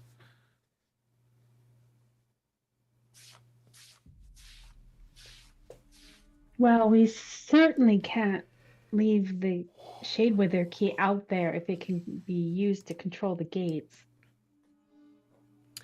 You guys also realize that if this key controls the gates, these were the gates that you guys disappeared through. And maybe it'll also lead you to some answers, too. Yeah. Ooh. I mean, it's pretty much on our list anyway, but we'll take the resources. Mm-hmm. And how about if we succeed, you start having a more open mind about elves? Look, we've got nothing wrong. We have never had issue with elves. At least, not most of us. The unravel curse is something that was simply a part of this land, and we simply didn't wish for any elf visitors, no matter where they came from, to suffer that kind of fate. It meant death, you understand, and we're not prejudiced about it or anything. We just wanted their safety as much as anyone else. This key seems intrinsically tied with this oubliette curse from everything Bolin said. Yes. To get the key. One of the things that concerned me about that actually was the fact that he had made mention that this Kaneepo fellow was the person who taught him how to reactivate the unravel curse. Is that correct? Yes, he from what we claimed that can he make out. did give it to this Kaneepo to not only bring the curse back, but to widen it to apparently all living creatures. Well, Elink, Aelith, Lashara.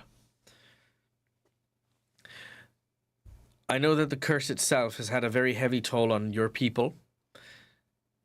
But if Kaneepo happens to be the one responsible for it, they'd also be the ones responsible for the death of countless elves over the course of the years that it's been active. If you do manage to find a strong connection and proof of this, it could go a long way to helping with relations with Keonin and the elves of the wildlands there. I know you owe nothing to the people of Sevenarches, but if you do find any information, I would ask that you either keep hold of it or bring it to the elves of Keonin.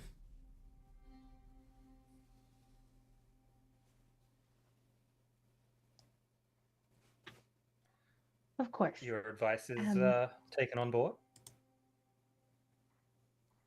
Good.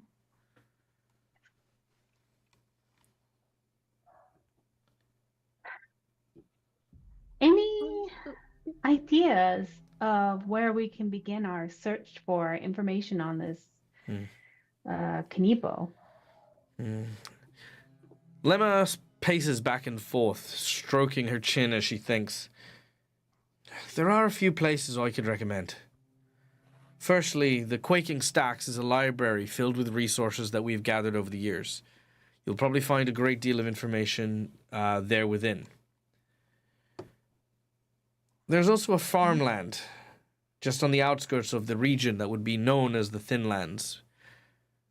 In these farms, there are a number of residents, many of which who have seen this slender creature firsthand. They might be a good place to interview and maybe talk to a few folk. In addition, Boland seemed to be working with the Gorgas, the shadowy creatures that have been attacking people. Well, not too long ago, the Gorgas attacked a victim on the outskirts of town. Perhaps maybe there's something to be explored there. The victim was named Pavel Mosby.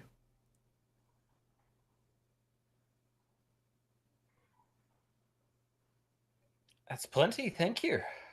What was his name again? His name was Pavel Mosby. Yeah. Okay, Oh, I thought you said sure. Parva. Yeah, they said Parva. That was the gnome's name. Oh, no, not that guy. No. Okay.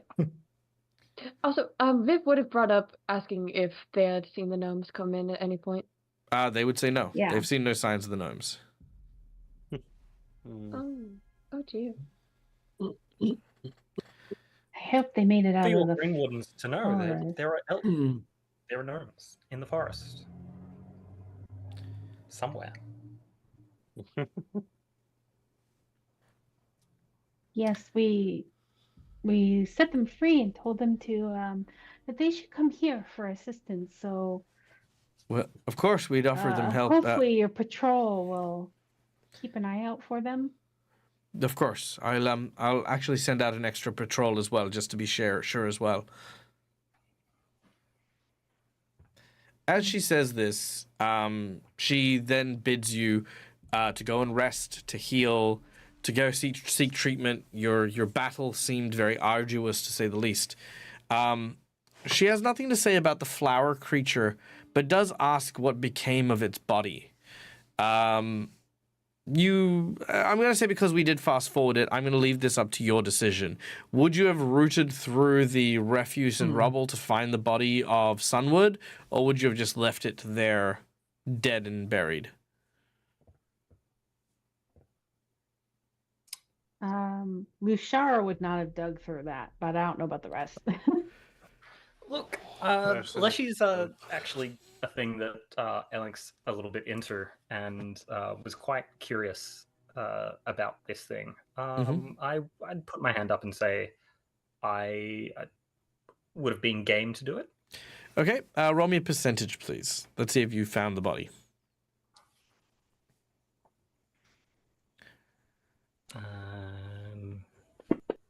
Yeah. Whoa. No. Oh my god. That's That body actually was that's Too much actually rubble. super bad. Radical. All right, I need you to make me a that's a- fortitude save, please. Oh, no. Was that That's a dead. apocalyptic fail or whatever you called it? Yep, Yeah. catastrophic failure. Drax had a couple of these. All right, make our fort save, Elink, and let's see what happens. Here we go. Okay, not too bad. You did not find it among the bits and baubles and the like. As we pan away from our group, as they go to prepare to heal and the like, we leave the scene of the city and return back to the site of the destroyed base of the of Boland's druids, wherein which a withered, burnt, crushed, and ripped and torn to shred plant creature, this Leshy, is lying on the ground, dead and unmoving.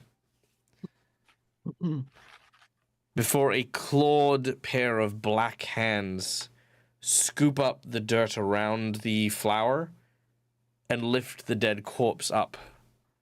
This tall, looming figure holds it in its hands before looking straight at our audience. Its eyes white, almost as if two holes appeared in the dark silhouette of its body, and a small grin, very similar to the one that the flower had, like a broken glass cracked across its face, smiles in return as we end today's session. Ah! All right. Thanks. Oh no! Spoopy. All right, thank you very much, everyone. We hope that you had a great time today. Did you guys have fun? Yeah. Oh yeah. Oh, yeah? Yes, and we all lived. And you Yay. all lived. And there was much rejoice. Yeah. Yay. And it wasn't Excellent. Neil that destroyed the tree. Yeah, I don't. And I yeah, you don't didn't feel destroy the bad tree. now. There you go. Okay, let me just check something super Oh, yeah, fast. we did leave one Me, alive. Bill Yay. Rotar, and me, Bill Rotar, and Boland destroyed one. Yeah, that's true. Okay, Wow. here we go. Yada yada yada.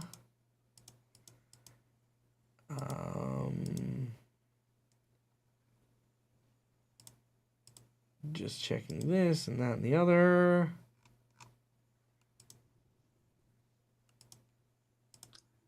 Is this a potential level up check? It is a level up check. What level are you guys? So that's three. What level are you guys? 3? One. We're level Or, 2. We're level 2. Level 2. Level 2? Yep. You guys may level up to 3. Yay. Excellent. Congratulations, Thank you. guys. Yay! Yay! All right. Level 3. Yay! All right. Now, before we say goodnight, as always, we do find ourselves in that very weird and awkward time space between where people tend to do stuff here on the Twitch lands. Let's just take a quick peek just to be sure.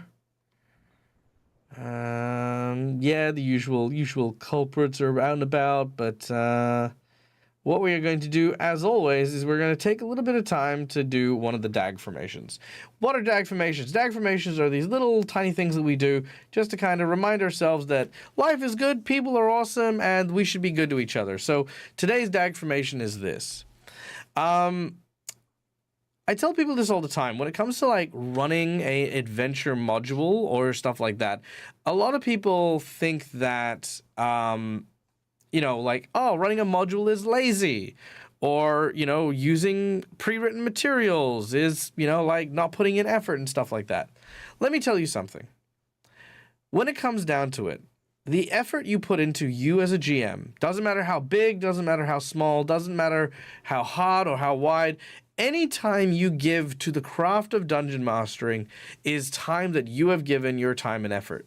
Sure, you might not be a professional game master who gets paid to spend hours and hours of copious times pouring through materials, coming up with unique encounters, designing homebrew classes and races and things like that. You do not need to be that person. Don't try to be that person. Be satisfied knowing that you, by simply being brave enough to stand in front of your peers, your friends, and run your game, this is good enough. You're great. You're doing amazing. You will have bad games. You will have good games. Embrace them all equally because they all serve to make you the best game master you could possibly be. If you're a player and you see your GM going through a hard time, like maybe your GM is feeling like they're stressed out. Maybe they're preparing too much. Maybe they're preparing too little. As a player, one of the greatest gifts you can give the GM is to turn around to them and say, thank you. Honestly, just the simple gesture of gratitude can often give a GM a huge boost and a huge wave of energy that kills a ton of burnout that a lot of GMs face. If a thank you is, like something you want to express even further, hey, maybe even volunteer to take a week to run a one-shot game, right? Give them that chance to go back and reconnect with being a player. Sometimes, again, makes a huge difference and increases the longevity and the quality of the games that you're in. So yeah, there you go. Dag formations. Bada boom. Enjoy those. Guys, my name's Michael. I'm the Desert Gamer. Thank you, Nick. Thank you, Neil. Yeah. Do you want to try that again without the garbledness? You can if you want. Oh, okay. Thank you, Dag. You're welcome, Neil. It is always, and Neil, this one's just for you. Everyone knows that I give Neil so much shit, but I like to say this. There is a reason why Neil is in the majority of my games. I really enjoy playing with Neil. He makes me laugh every single step of the way. And even if I'm running a game where his character stays dead for like 90% of the game, Neil is always a source of genuine joy at my tables, and it is one of the things that keeps pushing me forward because every time I am concerned that I am not being entertaining enough or I am not being good enough as a GM, all I need to do is look over at his goofy fucking face and I know that I'm doing a good job. So thank you for being you, Neil. Okay, that's enough sappy shit. All right, guys, thank you so much for joining us. My name is Michael. I'm the Dead Aussie Gamer. This is my place. This is my face. You can find it here a number of times during the week. I will be back in like 7 hours because I'm a fucking lunatic, and we're going to be playing Curse of the Crimson Throne here with a new group of Patreons for our new adventure as well. And then we're going to be back on, I'm going to say maybe Tuesday. I don't know yet. Haven't confirmed. I don't know if I'll do the community thing again, but I'm trying them out. I'm trying out a new schedule, trying to find my place in that. We're also going to be doing Wednesday. We're going to be back with Careful Cantrip, where we're going to be back on the main story with the folks over there, which is going to be amazing. Then Wednesday, we've got Reign of Winter coming up as well, which is another Patreon game. And Friday, back to Extinction Curse. And then, yeah, back here next week. So, guys, if you love TTRPGs, if you love hanging out, give us a follow. Hey, just come hang out. That's all I ask you guys to do. Stay safe. Stay wonderful. Be kind to each other because why the fuck not? It's free. And until we meet again, from us to you, game hard or die trying. Good night, folks. Bye. Bye, everyone. Bye.